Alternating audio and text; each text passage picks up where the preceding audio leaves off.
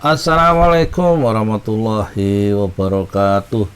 Saya Yudi Pramuko, tukang donat dari para YouTuber tertua di semesta ini. Ada berita bagus ya dari pikiran-pikiran Rizal Ramli di rmul.id.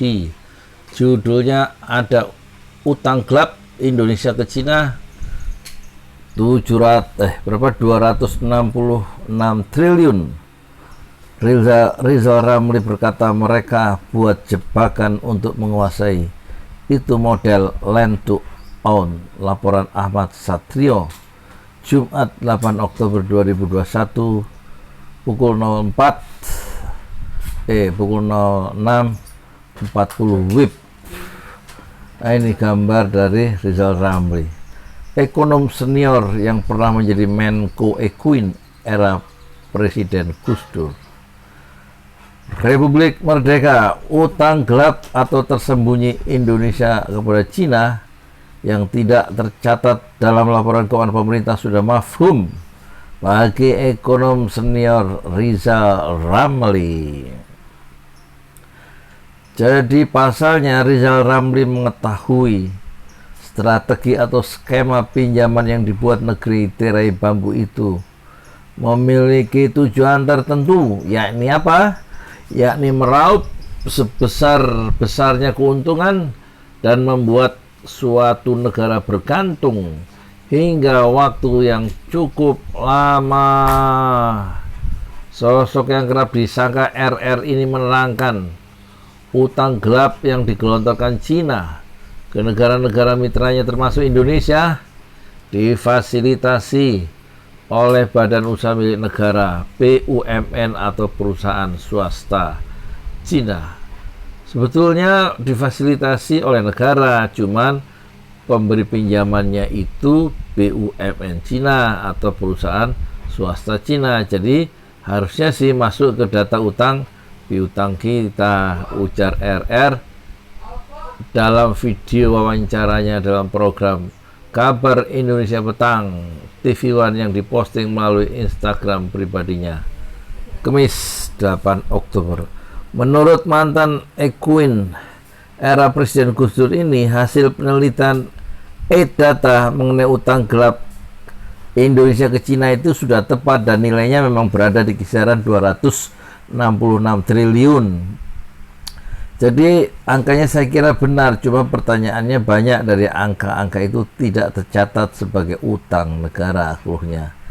RR mengkalkulasi jika utang gelap tersebut ditambahkan dengan utang pokok negara yang tercatat kini sudah berkisar 400 triliun dan sekitar 370 triliun untuk bunganya dalam setahun, maka total nilai utang negara sudah semakin menumpuk. Jadi totalnya itu utang yang tercatat 770 triliun satu tahun. Oh, jadi satu tahun 770 triliun. Apalagi ditambah utang yang tidak tercatat ini bisa jadi lebih dari 800 triliun satu tahun tuturnya. Selain itu, dalam model bisnis Cina tidak dikenal metode utang piutang pada umumnya, yaitu besaran utang yang dipinjamkan disesuaikan dengan kemampuan bayar orang yang berhutang. Jadi sengaja dikasih utang banyak supaya nggak bisa bayar. Dalam konteks Cina itu istilahnya land to own. Dia sengaja pinjamkan lebih besar daripada seharusnya kemampuan kita supaya nggak mampu bayar, beber RR. Sebagai contoh, RR menyebutkan utang yang diberikan Cina kepada Sri Lanka yang tengah membangun proyek pelabuhan skala besar yang membutuhkan biaya sangat mahal, namun pendapatan dari trafik pelabuhan tersebut sedikit.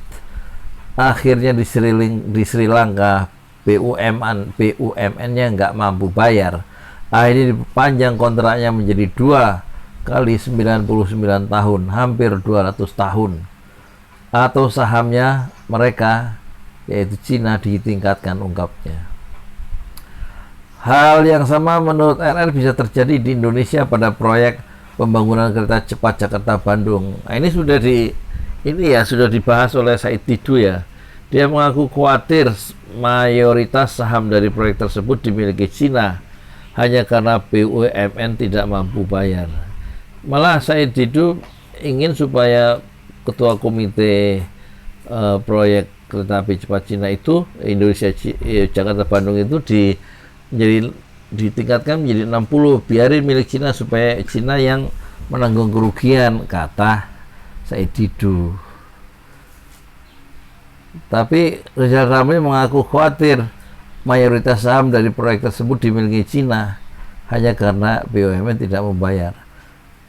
Malah kalau Said Didu bilang malah justru harus mayoritas supaya nanti Cina yang nanggung kerugiannya, karena kalau diteruskan juga nggak layak itu proyek kereta api cepat Jakarta Bandung. Kecuali kita tegas karena proyek ini kemahalan, ya 8 miliar dolar ya. Tentu tanggung jawab kontraktornya harus ada sanksinya, tegas mantan kepala Bulog ini.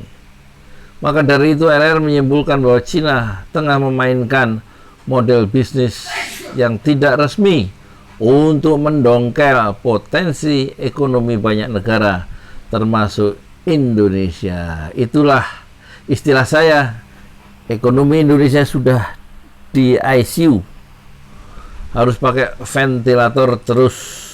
Ventilator itu artinya utang lagi, karena untuk bayar bunganya saja harus pinjam. Demikian Rizal Ramli.